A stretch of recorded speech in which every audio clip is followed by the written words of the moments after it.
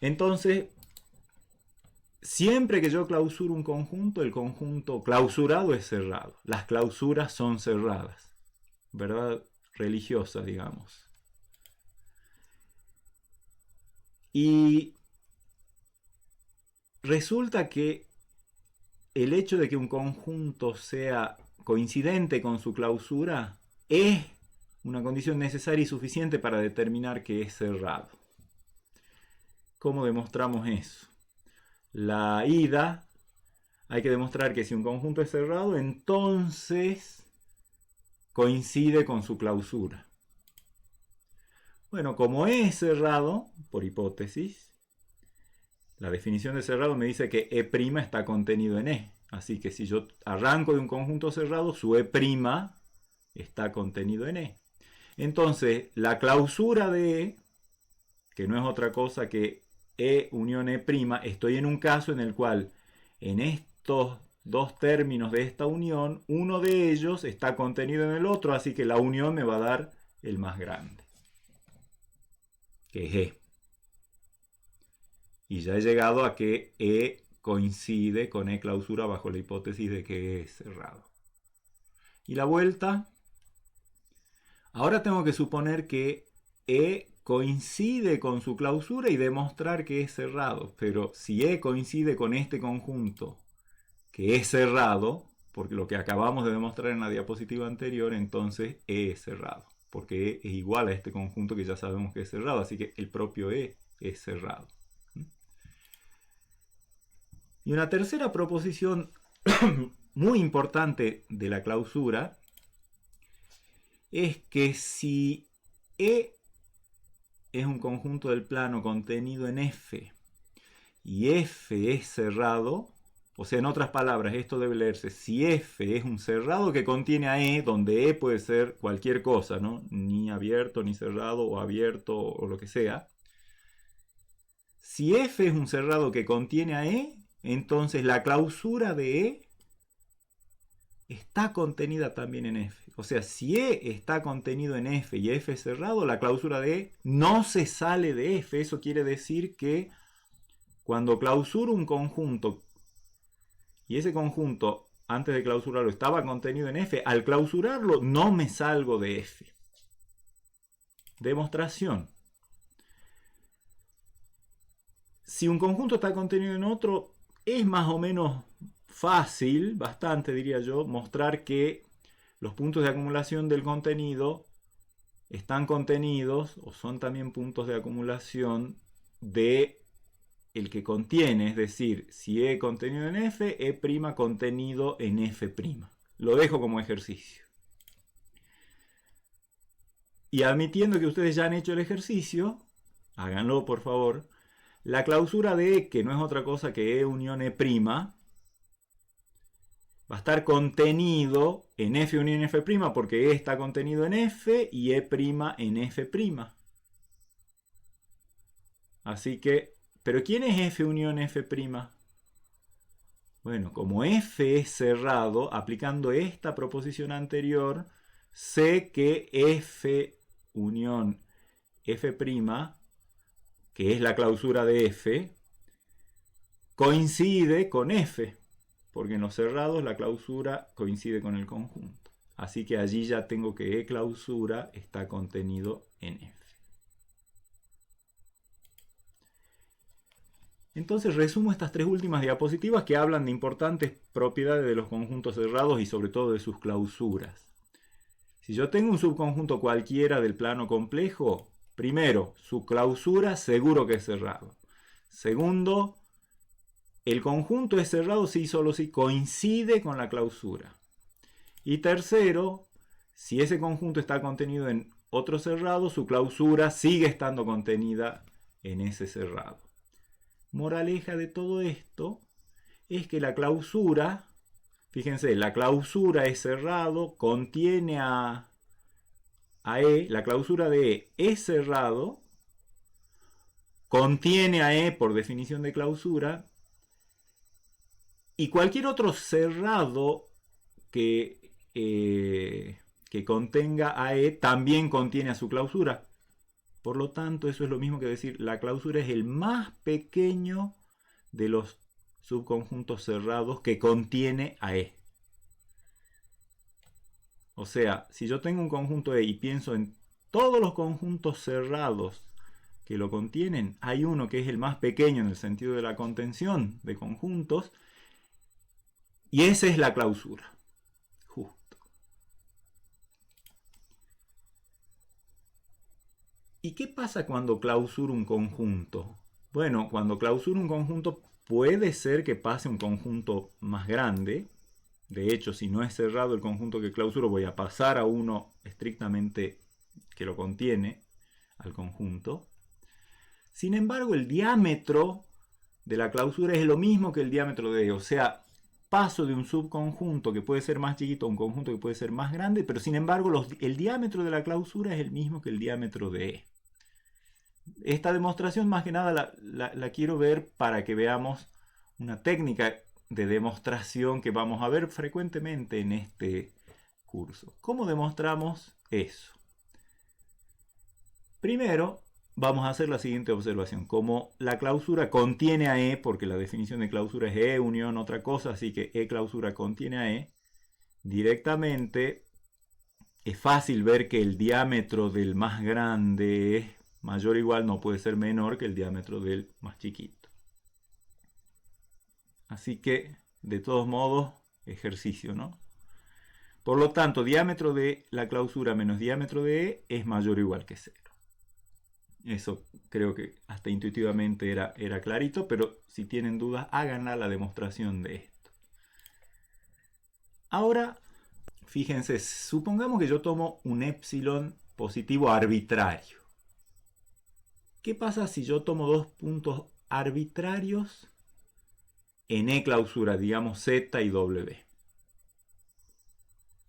Bueno, ya sabemos que por propiedad de clausura voy a pensar en entornos de radio epsilon sobre 2 alrededor de Z y de W. Recuerden, Z y W arbitrarios en E clausura. Entonces, pienso en los entornos de radio epsilon sobre 2 alrededor de Z y de W respectivamente. Como ambos están en la clausura, recuerden que cada uno de ellos posee un punto del conjunto E en cualquiera de sus entornos.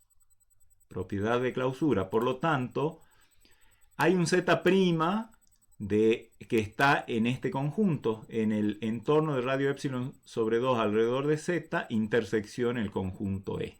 Propiedad de clausura. Y similarmente hay un W' en el entorno de radio epsilon sobre 2 alrededor de W, ese W' en E. Todo entorno, cuando un punto está en la clausura, cualquiera de sus entornos contiene un punto del conjunto en ese entorno. Así que le llamo Z' al punto de E que está en el entorno de radio epsilon sobre 2 alrededor de Z, y W' al que está al de E que está en el entorno de radio epsilon sobre 2 alrededor de W. Podemos ir viendo todo esto en un dibujito. Fíjense, sería como que entonces yo tengo un conjunto E, que no sé si es abierto, si es cerrado, no tengo idea. Pero lo que sé es que he tomado puntos Z y W en su clausura. Entonces, si yo me imagino el entorno, lo que decíamos recién es que si miro los entornos de radio epsilon sobre 2 alrededor de Z y W, ahí adentro de esos entornos de radio epsilon sobre 2, voy a encontrar respectivamente algún punto de E que los voy a dibujar con azul, un Z' y un W'. La gracia es que Z' y W' están en E por propiedad de clausura, como decíamos. Y ahora, por supuesto, me pregunto, y la voy a dibujar con rojo, ¿qué tan lejos pueden estar Z y W en relación a qué tan lejos están Z' y W'? Concretamente voy a ir desde Z hasta W pasando primero por Z', luego por W' y desde ahí hasta W. Por supuesto que tengo la desigualdad triangular a mi favor, que vamos a ver cómo la aplicamos. Desde z hasta w la distancia es menor o igual que ir desde z hasta z', que ya sabemos que es menor que epsilon sobre 2, más la distancia desde z' hasta w', que es menor o igual que el diámetro de E, porque z' y w' están en E ambos, más ahora me falta recorrer desde w' hasta w. Por la triangular tengo esto. Estos dos individualmente son menores que epsilon sobre 2. Así que esto es menor estricto, porque estos dos son menores estrictos, que el diámetro de E, porque esto, no pierdan de vista que son dos puntos de E. Así que su distancia no supera el diámetro de E. El diámetro es la menor de las cotas superiores, así que esta distancia no supera al diámetro, es menor o igual que el diámetro, que lo tengo acá. Y estos dos individualmente son menores que epsilon sobre 2, sumado es menor que epsilon. Así que fíjense qué tengo. Como ya he demostrado, esto me está diciendo, la distancia es menor estricta que el diámetro de E más epsilon. Por lo tanto, esto, diámetro de E más epsilon, es una cota superior para las distancias de los puntos en la clausura. Por lo tanto, el diámetro de E clausura es menor o igual que cualquiera de sus cotas superiores, en particular que esta. Y eso pasa para todo epsilon. Entonces fíjense que para todo epsilon yo tengo por un lado el diámetro de E clausura menos diámetro de E es mayor o igual que 0, y el diámetro de E clausura menos el diámetro de E es menor o igual que epsilon. ¿Cuál es el único número? Acá tengo un número real, que es no negativo y que es menor que cualquier cantidad positiva. El único número que tiene esa propiedad es el 0. O sea, este número es el 0. Recuerden eso. El 0 es el único número real no negativo que es menor o igual que cualquier cantidad positiva. Y si esto es 0, quiere decir que esto es igual a esto, que es lo que queríamos probar. ¿Sí? Es una linda estrategia muchas veces para probar cuestiones que tienen que ver con diámetros, o sea, con supremos, y para probar que un número es... para probar una igualdad es lo mismo que probar que la diferencia es 0, y para probar que un número es 0 alcanza con ver que es no negativo y que es menor o igual que cualquier cantidad positiva arbitraria. Finalmente, me gustaría que veamos, nosotros ya tenemos visto a los reales como subconjunto de los complejos, como un subconjunto algebraico de los complejos, también como un subespacio vectorial de los complejos y de otras maneras. Ahora, ¿qué pasa como subconjunto topológico? Es decir, todo lo que sabemos de los abiertos, cerrados, entornos, etc., de los conjuntos de números reales, hemos encontrado en las diapositivas anteriores sus equivalentes definiciones en el conjunto de los números complejos. Pero resulta que al ser los reales conjuntos de números, subconjuntos de los complejos, podríamos al principio, si estamos desprevenidos, creer que estamos pisando sobre terreno movedizo. Fíjense, porque piensen en el intervalo unitario, o sea, y el conjunto de todos los reales entre 0 y 1 sin el 0 y sin el 1. Ese es un subconjunto de los números reales, por supuesto. Pero como sabemos que los reales son subconjuntos de los complejos, lo podría ver a este conjunto también como los z en C, tales que tienen parte real mayor que 0 y menor que 1 y parte imaginaria 0. Ok, pero es el mismo conjunto, ¿estamos de acuerdo? En un caso lo estamos viendo como subconjunto del universo de los reales, en otro caso como subconjunto del universo de los complejos. En el universo de los reales, ¿qué dirían ustedes? ¿Este conjunto es abierto o es cerrado? Por supuesto que es abierto, porque cada punto admite un entorno en este universo contenido en este conjunto. Pero si veo a ese mismo conjunto como subconjunto de los complejos, imagínense ustedes que alrededor de cualquier punto del intervalo, por ejemplo en un medio, en cuanto trazo un entorno en este universo, ya ese entorno se me sale del conjunto I y por lo tanto en ese universo I no es abierto.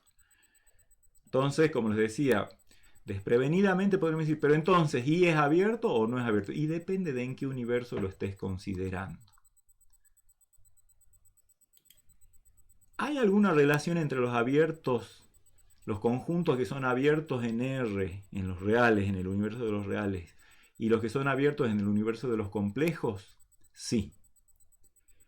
Y para entender esa relación, lo primero que podríamos ver es que hay un indicio de qué relación puede haber entre este tipo de conjuntos. Primero uno se podría preguntar, bueno, los entornos son particulares abiertos. En los reales los entornos son intervalos abiertos. Y en los complejos los entornos son discos abiertos, digamos, sin el borde. Entonces el indicio es que un entorno en los reales, por ejemplo, el entorno de radio delta alrededor de un real x0, en el mundo de los reales, ese es un entorno en reales, es igual a la intersección del entorno alrededor del mismo x0 de radio delta visto en los complejos, es decir, todo el disco, intersección el conjunto de los números reales. ¿Sí? Estamos de acuerdo con eso, ¿no es cierto? O sea, si yo tomo un disco, tomo un número real x0 y un radio de entorno delta, y trazo el entorno en el plano complejo, la parte de ese entorno que sea real, o sea, la intersección con los reales, va a ser justito el intervalo x0 menos delta, x0 más delta. Lo mostramos en un dibujo. Es fácil, es decir, supongan ustedes que yo tengo este x0,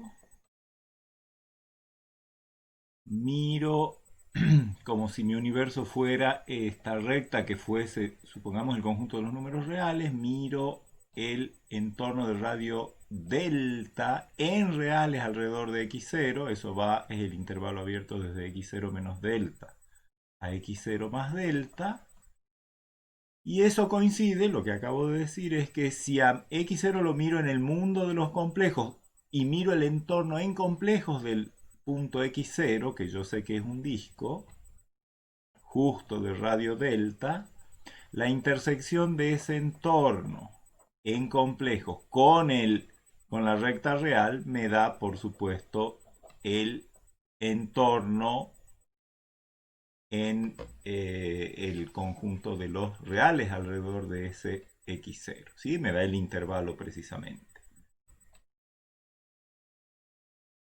Así como cada entorno de los reales es la intersección de un entorno de los complejos con el conjunto de los números reales, esa propiedad se traslada a los abiertos en reales en general.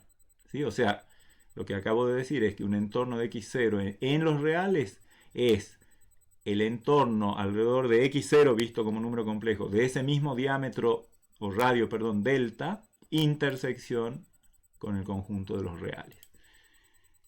Y la caracterización de cuáles conjuntos son abiertos en la topología de los reales es la siguiente. Yo tengo un subconjunto de los reales. Resulta que ese conjunto es abierto en los reales y solo si hay un A por abierto en los complejos, tal que A es abierto en los complejos y el E es la intersección de ese abierto en los complejos con R. O sea, así como un entorno en R es la intersección de un entorno en C con R, un abierto en R es la intersección de un abierto en C con R. Eso es lo que dice este teorema y lo podemos demostrar.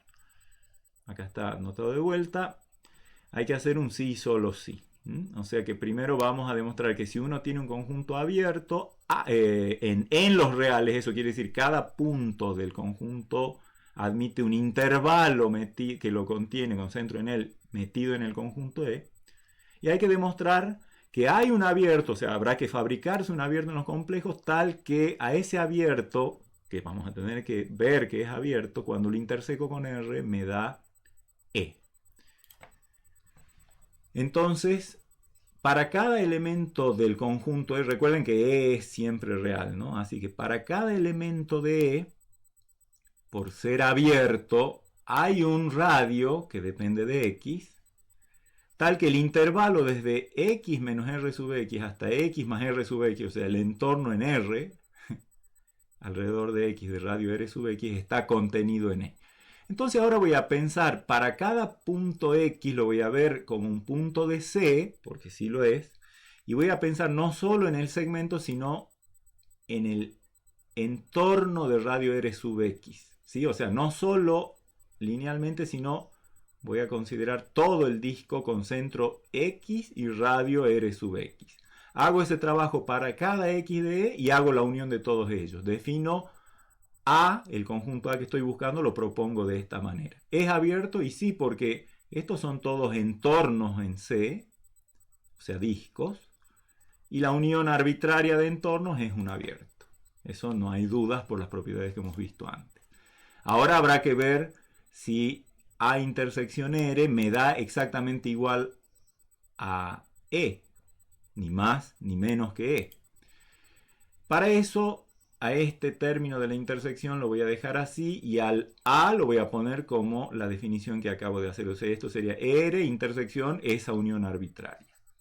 Pero como la intersección es distributiva respecto de la unión, puedo pasar esto acá y decir R intersección esta unión es la unión de estos individuos, cada uno de ellos intersectado con R.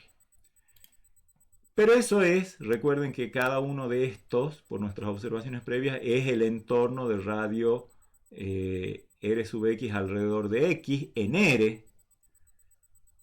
Y por un argumento similar a lo que vimos hace un rato, esto es exactamente igual a E. Cada punto de E está en su entorno, es centro de su entorno, y cada entorno está contenido en E, así que la unión de todos ellos no va a salirse de E. Con eso ya hemos demostrado la ida. Y la vuelta, bueno, supongamos que el conjunto E, subconjunto de los reales, es la intersección de un abierto de los complejos con la recta de los reales. En el plano complejo pueden imaginarse eso. ¿Sí? Entonces supongamos que E es igual a A inter R para algún abierto A en C. Esa es nuestra hipótesis y hay que demostrar que E es abierto en R.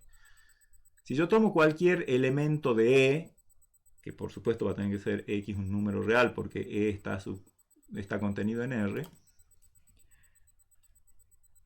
como X pertenece a E, quiere decir que X está en A y X, como dije hace un rato, está en R. En particular, X está en A, por lo tanto, hay algún entorno alrededor de X, digamos de radio R sub X, que está contenido en A, porque A es un abierto en C. Entonces, la intersección de ese entorno con R, más vale que va a estar contenido en A inter R. Es decir, si acá en esta contención interseco miembro a miembro con R, se sigue manteniendo la contención, que es E. Por lo tanto, ya he demostrado que hay un elemento, un número positivo, R sub X mayor que 0, tal que todo este entorno en R, o sea, todo este intervalo que es un subconjunto de este entorno, está contenido en E. Porque esto está contenido en E y esto es un subconjunto de esto, así que esto está contenido en E, con lo cual E resulta abierto porque X era arbitrario en E. Y ya he demostrado que en la topología de los reales, el X es un punto interior a E y por lo tanto E es abierto en R, que era la vuelta. Así que los abiertos de los reales están caracterizados por el hecho de ser los abiertos en C intersección la recta real.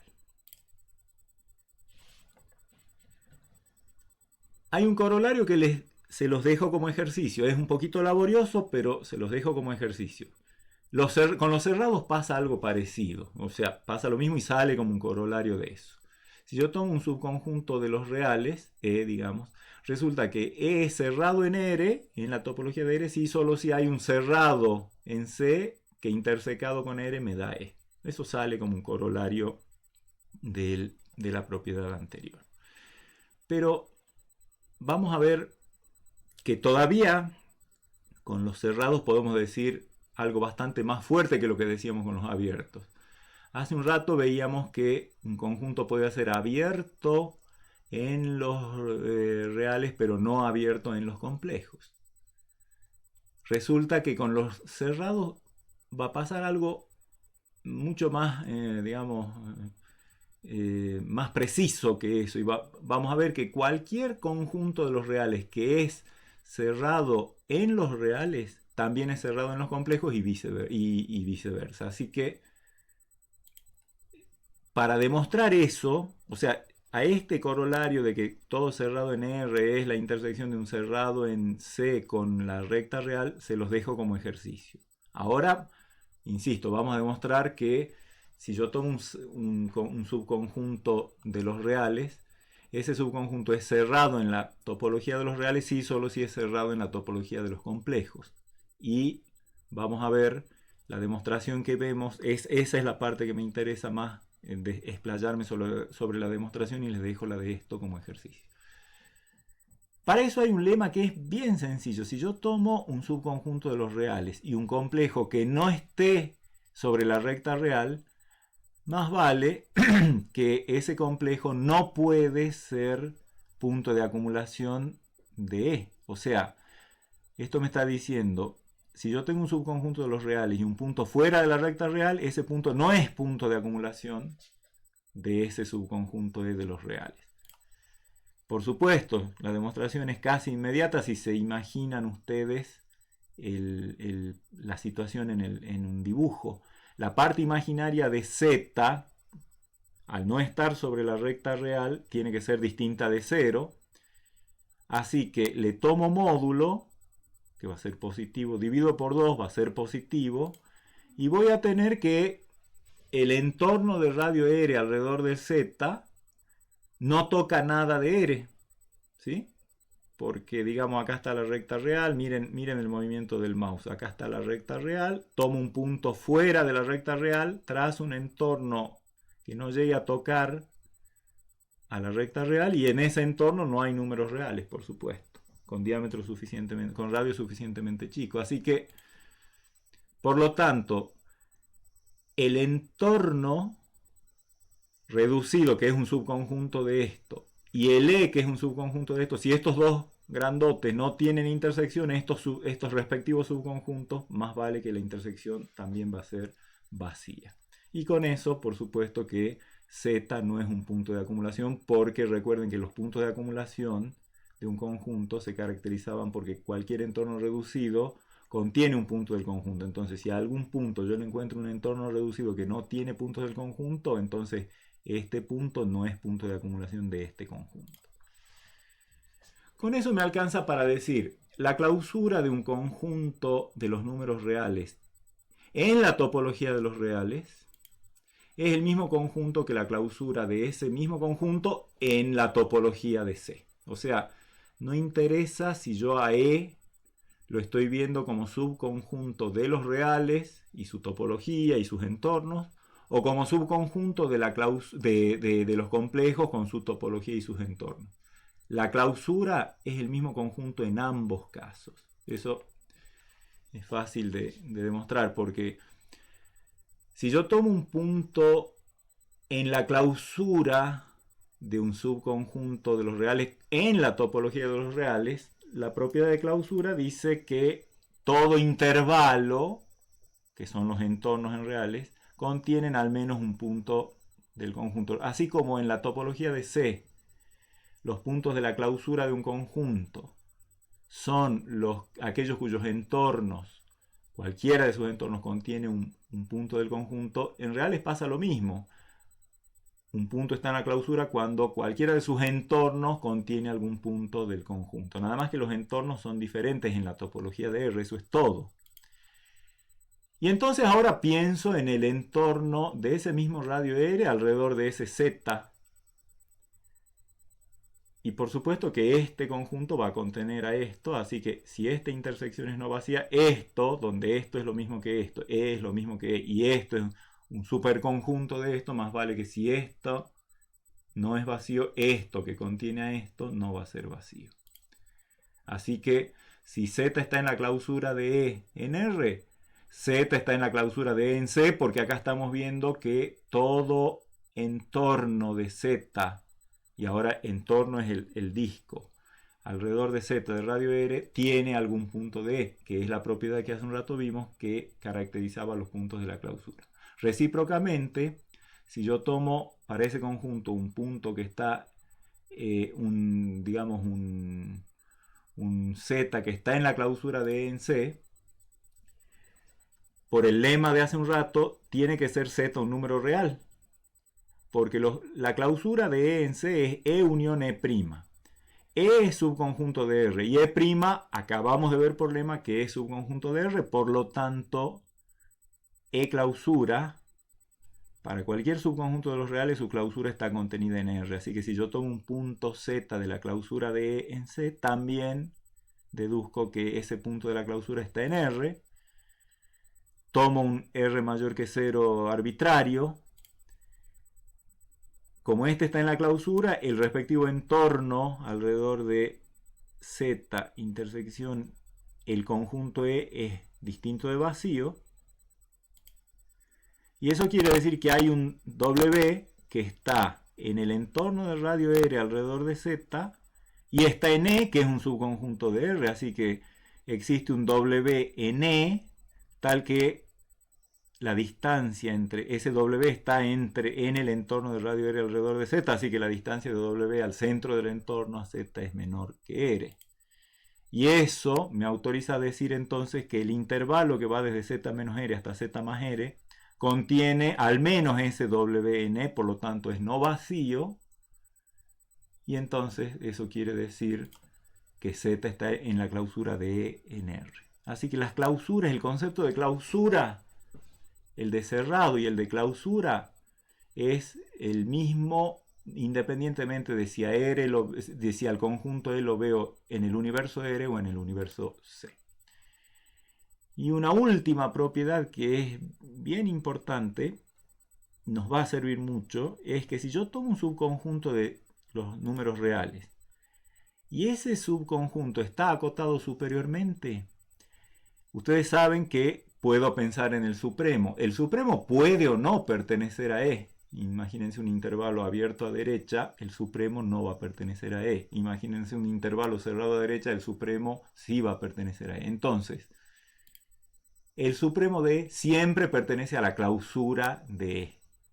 O sea, el supremo de un conjunto acotado superiormente no necesariamente pertenece a E, pero con total garantía pertenece a su clausura.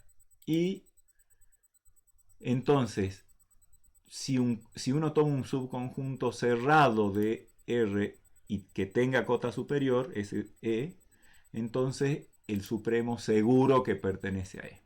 Todo eso dice esta proposición que es bien importante, ¿sí? La resumo. Si uno toma un subconjunto de los reales acotado superiormente, el supremo pertenece a la clausura. Y si el conjunto es cerrado, el supremo pertenece al conjunto, se alcanza en el conjunto. Bonita es la propiedad, es casi trivial demostrarla, la vemos a la demostración. Yo le voy a llamar S al supremo de E. Siempre bajo la hipótesis de que E posee cota superior, así que el S no va a ser infinito. ¿Qué quiere decir eso? Ese supremo tiene la propiedad de que si yo tomo cualquier R mayor que 0 y pienso en el entorno de radio R alrededor del supremo, ese intervalo desde S menos R hasta S más R va a tener un punto del conjunto. ¿Por qué, dirán ustedes? ¿Qué obligación hay? Bueno, porque ese es el supremo, o sea, la menor de las cotas superiores para E. Si este conjunto no tuviera elementos de E, este numerito, S menos R, sería una cota superior para E. Piénsenlo. S es cota superior para E y la más chiquita de todas. Si me corro a la izquierda de S y no encuentro ningún punto de E, pero entonces estoy encontrando nuevas cotas superiores para E, pero menores, así que eso sería una contradicción a la elección del supremo o a la definición de supremo. Así que si esto no fuera cierto, entonces S menos R sería cota superior para E, pero menor que el supremo, y eso sería una contradicción. Así que la contradicción provendría de suponer que esto es vacío para algún R. No puede ser. Para cualquier R, el intervalo desde S menos R hasta S más R tiene por lo menos un puntito de E. Y por lo tanto, por lo que acabamos de ver, S está en la clausura de E. Porque para estar en la clausura es que cualquiera de sus entornos en C tiene que tener algún punto del conjunto. Bueno, este intervalo es un subconjunto del entorno, así que se cumple la propiedad de pertenencia de S a la clausura de E. Con eso queda aprobada la primera parte. Y la segunda parte es fácil, porque si E es cerrado en R y acotado superiormente, ya sabemos por este primer inciso que el supremo, bueno, primero sabemos por los resultados anteriores que la clausura de E en R es lo mismo que la clausura de E en C. Pero si E es cerrado, la clausura de E es igual a E. Así que, como el supremo de E pertenece a la clausura y la clausura es el propio E por la hipótesis de cerrado, entonces S pertenece a E. O sea, coloquialmente uno se acuerda fácil de esto. Los supremos de los conjuntos acotados superiormente en los números reales pertenecen a la clausura de ese conjunto. Si el conjunto es cerrado, el supremo pertenece al conjunto.